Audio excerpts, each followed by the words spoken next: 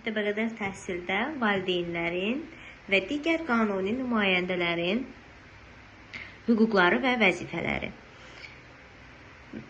Valideynlərin və digər qanuni nümayəndələrin məktəbəqədər təhsil sahəsində hüquqları bunlardır. Övladı, yəni qəyyumluğunda olan şəxs üçün məktəbəqədər təhsil müəssisəsini sərbəst seçmə imkanı, məktəbəqədər təhsil müəssisəsində təhsil prosesinin təşkili və keyfiyyəti, həmçinin övladının davranışı, təhsilə marağı, qidalanması, tibbi müayinəsi və xidmət şəraiti haqqında məlumat almaq, təhsil alanların hüquq və maraqlarını müdafiə etmək, müəssisənin ictimai idarə olunmasında və mədəni kütləvi tədbirlərin təşkilində iştirak etmək hüququ, müəssisə rəhbərliyi və pedaqoji kollektiv ilə əməkdaşlıq etmək, təlim-tərbiyə prosesinin təkmilləşdirilməsi üzrə təkliflər irəli sürmək hüququ. Valideynlərin və digər qanuni nümayəndələrin məktəbəqədər təhsil sahəsində vəzifələri bunlardır.